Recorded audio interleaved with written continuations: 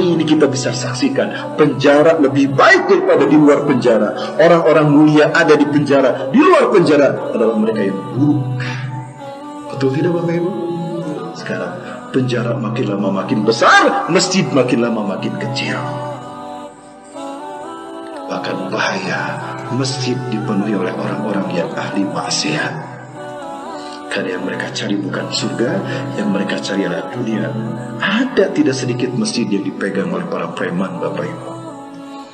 Bahkan pada akhirnya kiblat kita yang pertama, Masjidil Aqsa, menjadi satu-satunya masjid bersejarah terbesar di dunia yang DKM-nya orang Yahudi.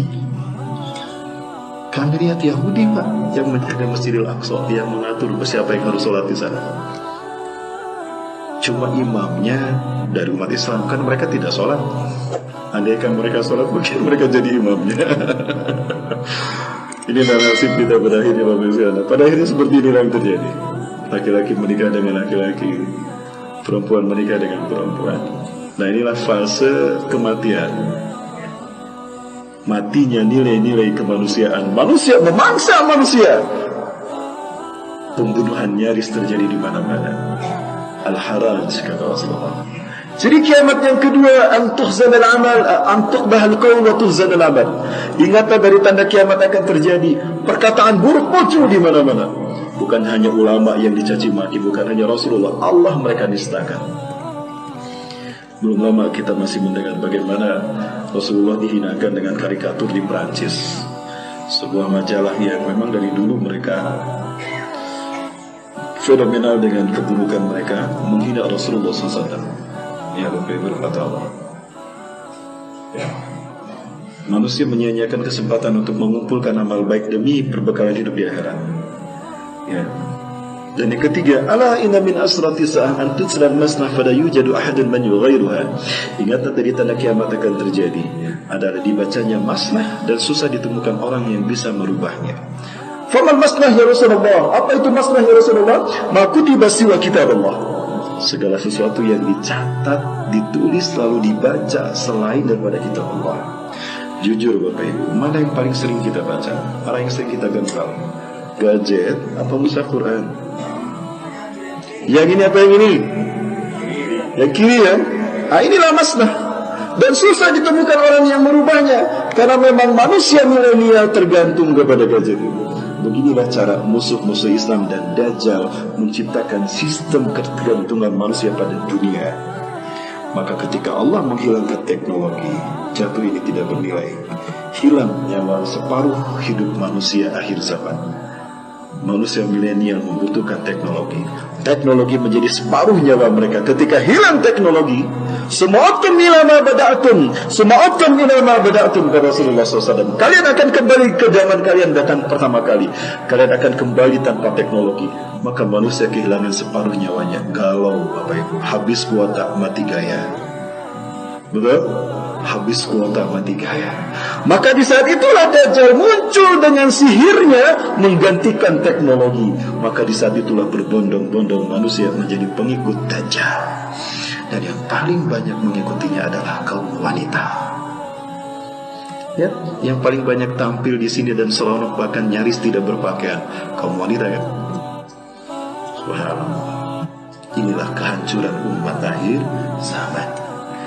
Bapak Ibu rahmati Allah, lalu apa solusi kita? Kita orientasi kembali secara umum. Ini ada satu pandangan yang cukup bagus dari Ustaz Budi Asyariansi, beliau pembina Yayasan Kitab Al-Fatih, di mana kami menyekolahkan anak-anak kami. Itu Bapak Ibu secara singkat yang mesti kita coba reorientasi dari sistem pendidikan kita. Ya, ini yang membuat saya mungkin dikeluarkan dari sekolah. Karena di samping saya mengajarkan silabus berdasarkan kurikulum pendidikan Dignas, saya selipkan pendidikan-pendidikan agama, pendidikan-pendidikan peradaban. Dan pada akhirnya ketahuan dan saya dikeluarkan. Ya, tapi pada akhirnya mereka memanggil saya kembali untuk mengamalkan konsep ini, tapi saya sudah tidak bisa. Bapak Ibu rahimahullah ta'ala, lalu apa yang harus kita lakukan?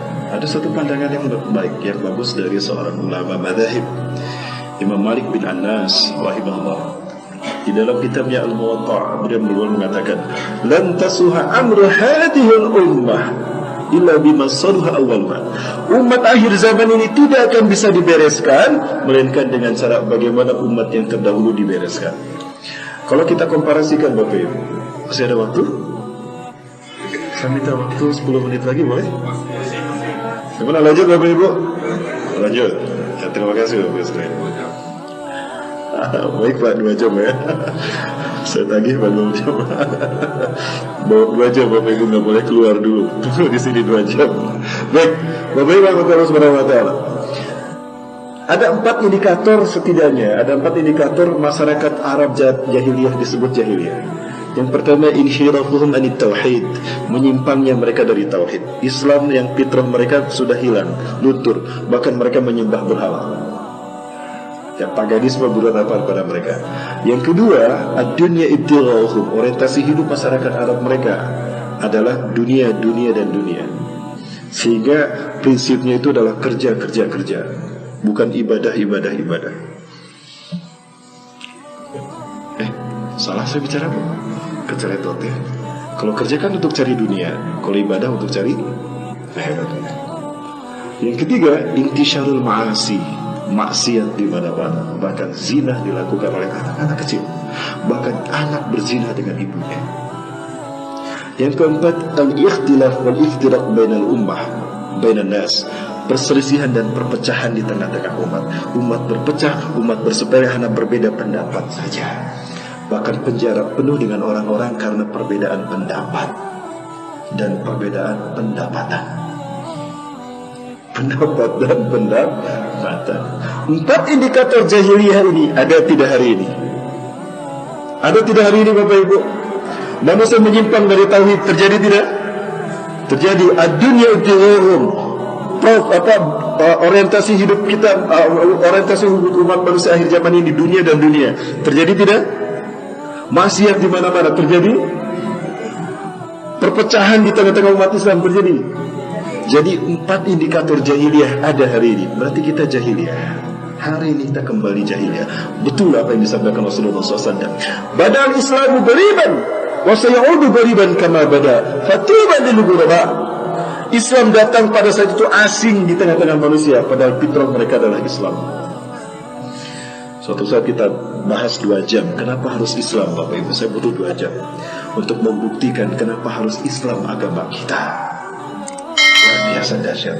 Tapi kalau saya bahas ini tidak cukup waktunya, kecuali Bapak Ibu mau tambah waktu 2 jam lagi.